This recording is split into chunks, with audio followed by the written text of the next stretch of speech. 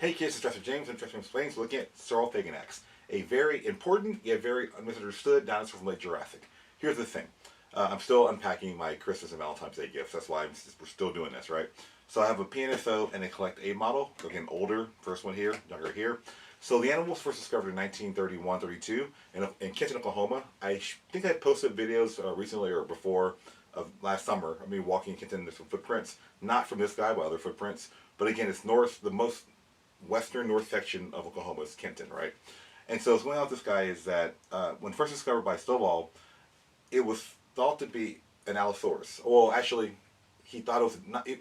He knew it was close to Allosaurus in the family tree, but he also felt it was a different species. And so there's a whole debate of many years of people discovering where it goes, it fits in. But the main thing he said was it was way bigger than Allosaurus, so therefore it should be a different species.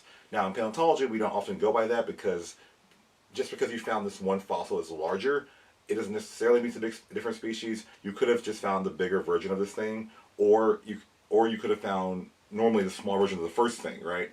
And so that alone was kind of how it stood out. And again, not a very famous animal, not a very popular dinosaur, but it's not until 1985 where Curie comes along and goes, no, wait, looking at the actual vertebra, they are a different shape, they have a different structure. Looking at the tail, the chevrons, if you look at the tail of a dinosaur, the little bones going down from the tail called chevrons, they have a different shape pattern towards the middle. And he's like, these are physical bone features we consider different, right?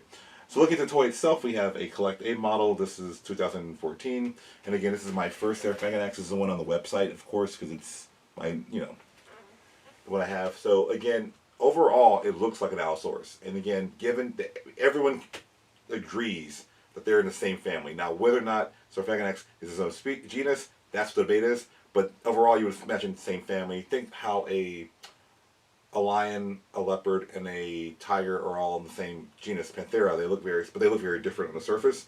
So my guess would be they'd have a different color pattern maybe, but overall, anatomically, they're very similar. If you look at a skull of a lion, leopard, or tiger, they are very similar skulls, and except for the size difference and a few other small things. Now, that being said, I personally do not like the bases on my Predators, but I understand to make them balance better at work, so it is the only one they had, so I went for it. And so that's this guy here. Of course, the main event is the not Jurassic World, the PNSO model. I will say that when Stovall named it, he named it Saurophagan, meaning lizard eater. But the thing is, there was a bird who actually has that same name that actually eats lizards. And so in paleontology, it's really, you don't hear this in like TV or movies, but when you name a new dinosaur or a new critter at all, it's very difficult. You have to follow all these rules and argue why it's a different species. But the problem is a lot of names already exist. And so, for example, there's lots of beetles in the world, and many cool names already go to beetles. So that, not the band, they're actual critters or insects. And so we'll name a dinosaur and go, oh wait, there's this other thing. Now it's getting easier because we have the internet. So if I say I want to give it this name, I look up the internet. Oh, that name's not being used. Good. But a long time ago, 100 years ago, so on, you're giving out names. You don't know if somebody in Switzerland is naming something the same thing there, like a flower or something, right? So anyway, back to the main event. I will now release the official scissors of Jurassic James. And we will easily cut the outer layer.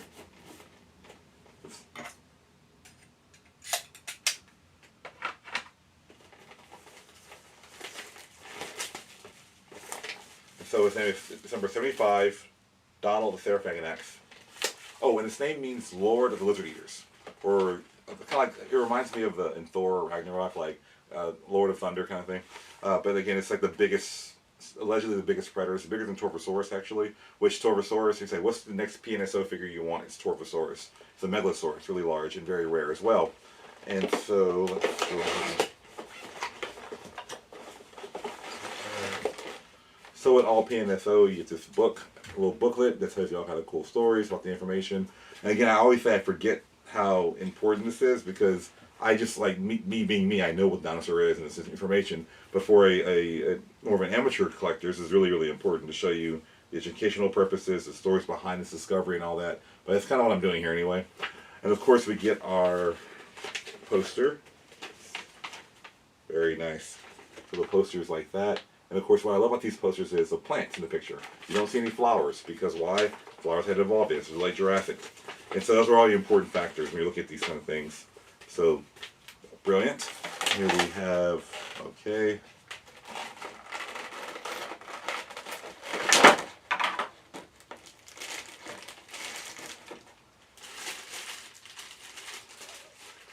beautiful.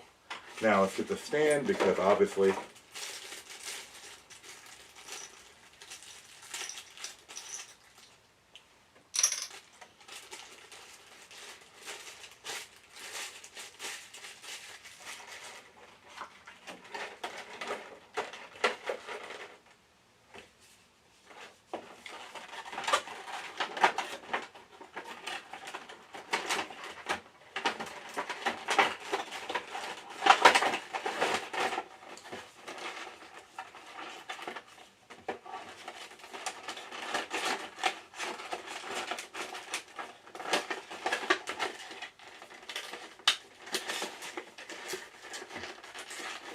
fine.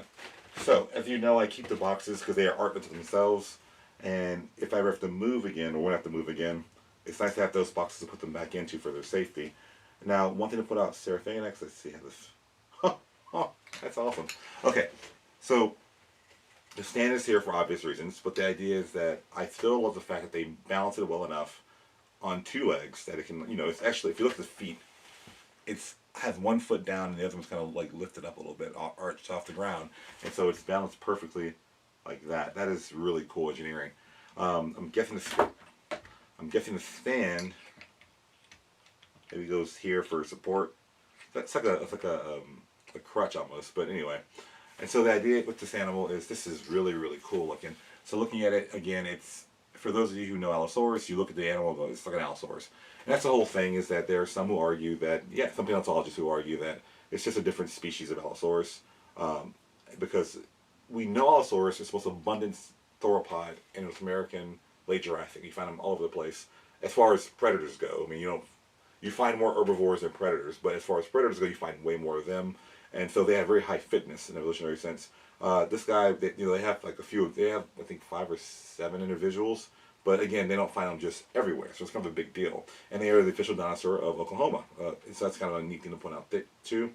And so, or fossil in Oklahoma. And so it's, okay, so first of all, looking at the hands and forelimbs, you have your 3 fingers like this. And that's really beautiful because they don't have a thumb, but the first claw is often smaller and therefore more, it's not opposable, but it's a different direction, you know, than the other two, right?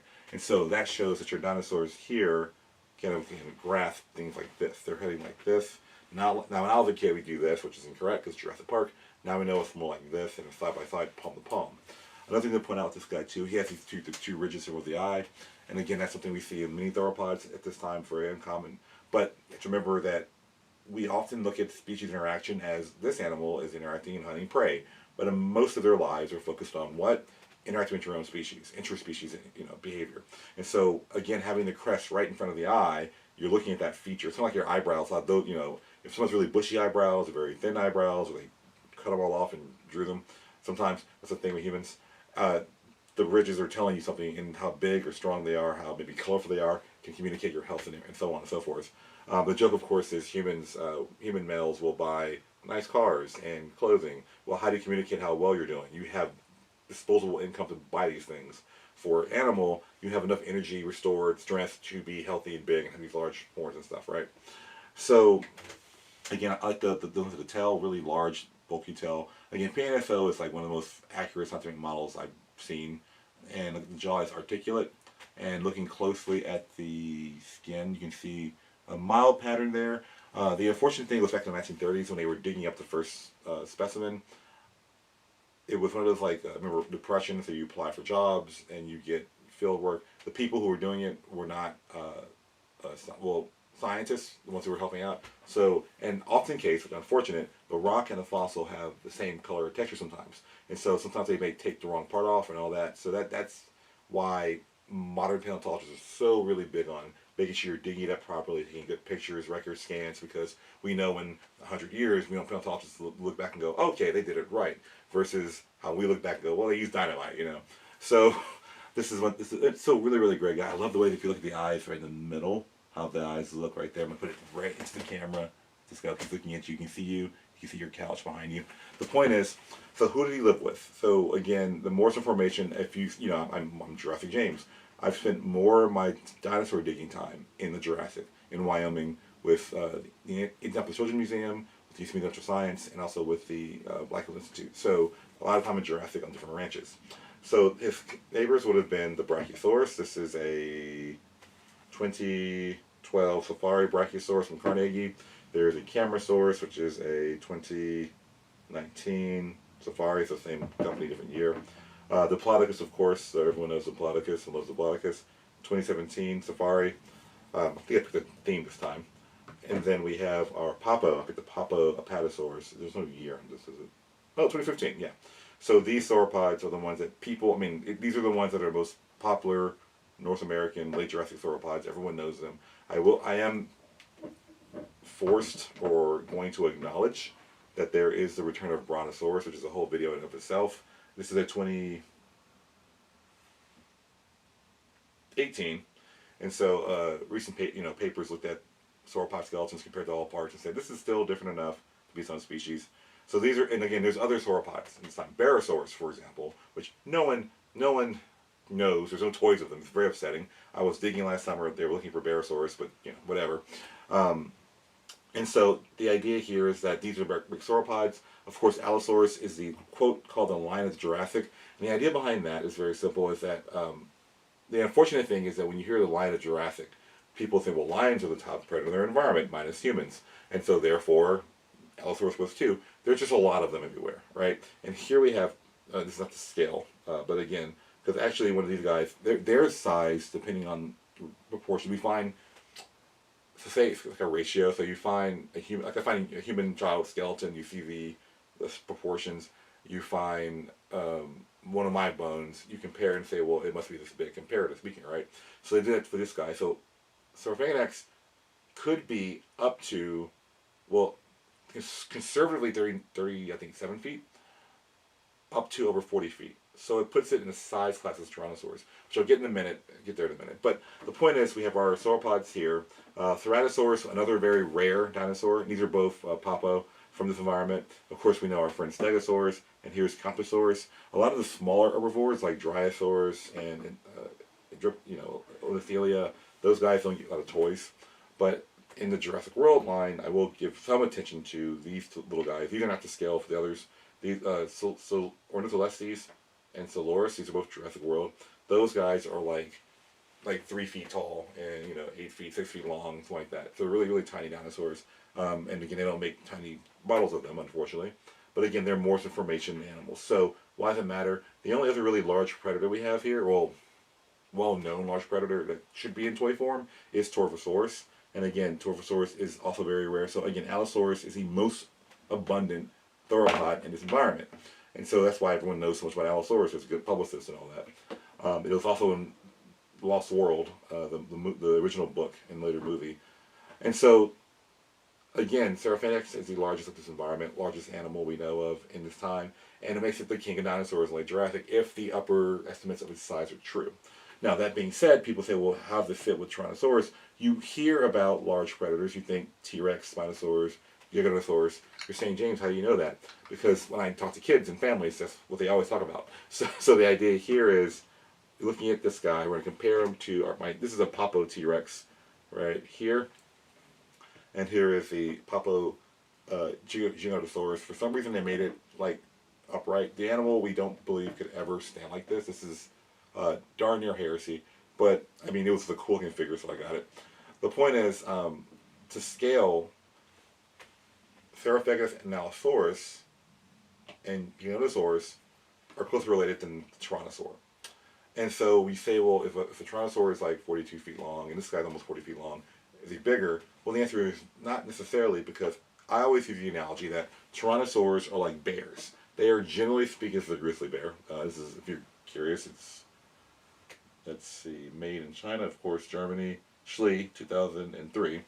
And this is a tiger, which is a Germany, Schley, same company, 2003, same year. So I always say the Allosaurid line, the Carcharodontosaur group, the Spinosaur, not Spinosaurs, they're different. But the Allosaurus, Carcharodontosaur, Saurophaganax, they're more like tigers. And the Tyrannosaurs are more like bears, because Tyrannosaurs are more beefy on average. They have stronger bite forces. The bigger ones, there are some more slender Tyrannosaurs. So I can say, I consider the ones in China, the ones that are really like Eleoramus, or like black bears, and the Tyrannosaurus Rex and the Spinosaurus are like brown bears, right? And so, yes, it may be almost the same length, but one is more beefy, basically. And that's what makes it different. But you say, well, why are you... But I'm not going to compare it to a T-Rex because this guy lived in 145 million years ago, 65 million years ago. So this is... When he lived, Tyrannosaurus Rex wasn't even born yet. And when Tyrannosaurus Rex lived, these guys are already fossilized. And so that's how deep time goes. But the thing I want to point out in closing with this animal is, again, Saurophaganax was the largest predator we know of as an environment. There are two other contemporaries that are competitors, maybe, but overall, this is the one. This is the one I want to see get more attention. And I'm hoping when you're getting two toys like this, you're going to see more in the future. Oh, sorry, this one doesn't. Okay, so it has a stand, but it's falling over a lot. That's anyway. That's the whole point of the stand. So for me, the main thing is that this guy here is a very large predator. People should know more about it. I'm hoping that, like, in my opinion, this is my personal just thought. When I first saw Jurassic World 2015, and they had the Indominus Rex. Now, I know a lot of kids love the Indominus. I'm told regularly that kids love Indominus Rex. The reason I hate it is because it's a made-up dinosaur. And you said, well, if you made it something else, they would give it weird powers. I'd rather a dinosaur have weird powers and be real than something be entirely made up, which I've gone over this before in many talks. But I personally think that the Indominus Rex should have been in Saurophaganax. That would have been really cool because it would have been something that we say, oh, we had this dinosaur, and they could have still said, well, you have real powers, but it was something that was real, and we would see more toys of this instead of a made-up creature that exists in movie world. I'm going off topic now. The point is, Saurophaganax, I would say get the PNSO one. It is a beautiful model. This is something that, you know, like I said, you don't have to be me and have all the world collection and time periods and environments. It's just a really nice-looking dinosaur to have on your table, on your desk, on your coffee table. Really great. The one from Collect Day is nice too if you can't afford to get this one. But again, this is a really, really nice model. I like it a lot. I like it a lot. Oh, that's so cool. Oh, and again, I don't even go for the toes anymore because they're all correct. The padding on the feet, all correct. Everything's great. You know, so good job, PNSO. With that being said, I'll see you guys next week. We'll probably do something like Allosaurus or Orthocyrus. I have all my new stuff down there. And I'm looking at it and going, probably Hesperonysaurus. That's a pretty good guy. Anyway, I'll see you guys later. Thank you for tuning in.